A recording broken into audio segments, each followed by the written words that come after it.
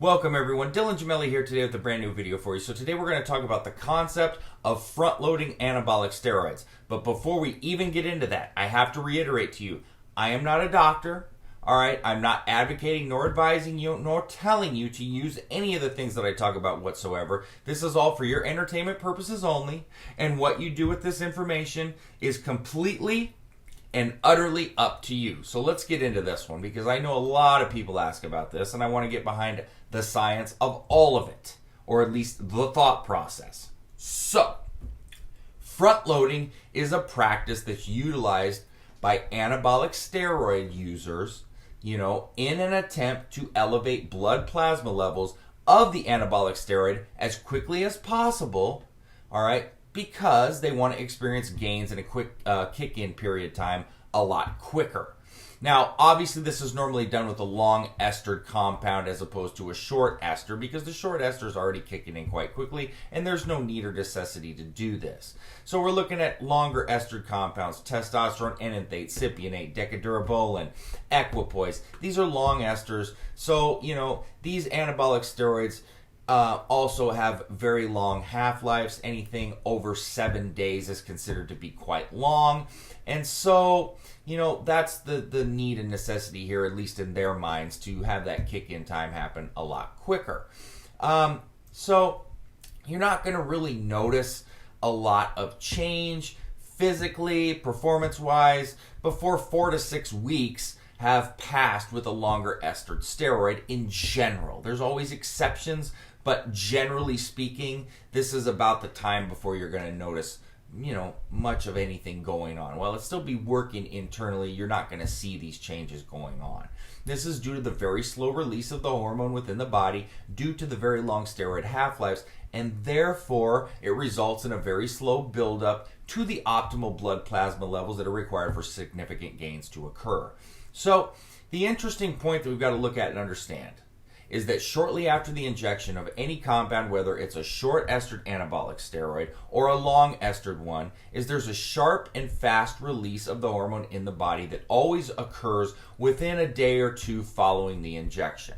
So blood plasma levels are going to rise quite rapidly before they then begin to decline.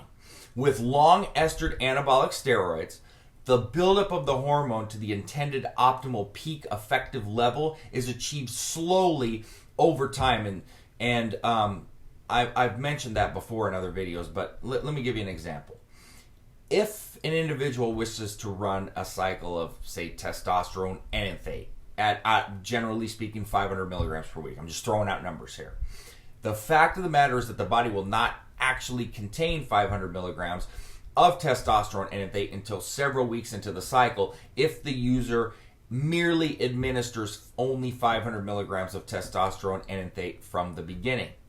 So the practice of front loading avoids this by having the user administer double or even at times triple the original intended dose within the first week or first few days of the cycle, depending on the anabolic steroid used. Now, the normal progression of blood level buildup is as follows. Using testosterone enanthate as the example, as I said, for the purpose of explanation, its half-life will be regarded as 7 days here, all right, in this example. So day 1, 500 milligrams. Day 7, 250 milligrams are going to be remaining from the previous injection at 500 milligrams, freshly injected, equaling 750 milligrams total. Day 14, 375 milligrams remaining from the previous injection plus 500 milligrams of freshly injected equals 875. Day 28, 437.5 milligrams remaining from the previous injection and 500 milligrams freshly injected, having you at 937.5. Day 35, we're looking at about 468.75 milligrams from the previous injection and 500 milligrams of freshly injected. So now you're at 968.75. Then day 42, we're at 484.40, right around there. So plus 500 milligrams, so we're about 984.40. So as demonstrated, it took until 42 days before blood plasma levels started to come very close to reaching the optimal 500 milligrams per week level in the bloodstream. The amount to be concerned over is the amount that's remaining in the body before the next injection.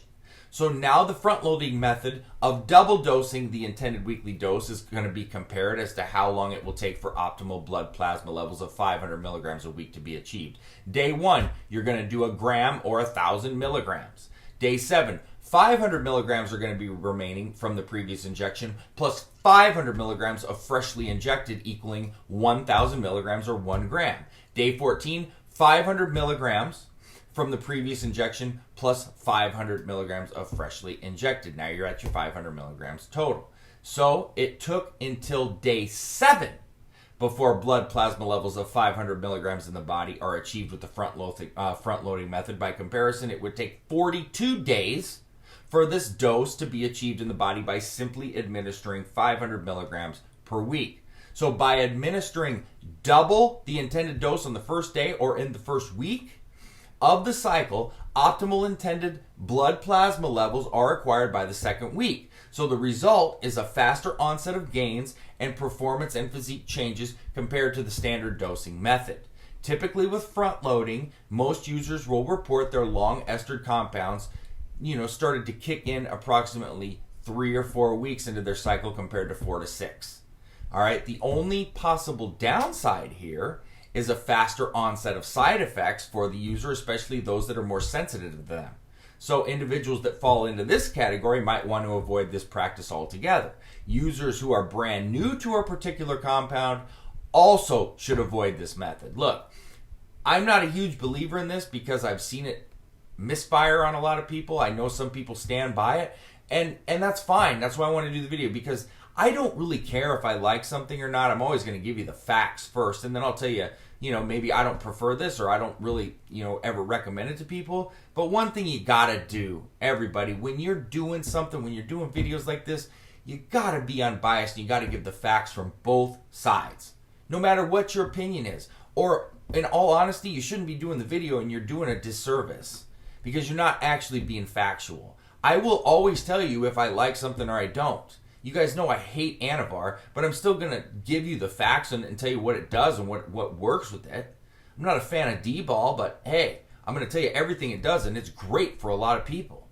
Front loading is not something I'm a fan of, but there are clearly benefits there for the people that it works for. So you got to be fair, or you're not really being right. So there you have it. That being said, www.icearms.com/forums. I'm also in the Evolutionary Forum as well as the Elite Fitness Forum. Dylan at icearms.com is where you can get with all questions and comments. And please don't forget to subscribe to the channel. That being said, stay tuned for plenty more to come. Dylan Gemelli, signing off.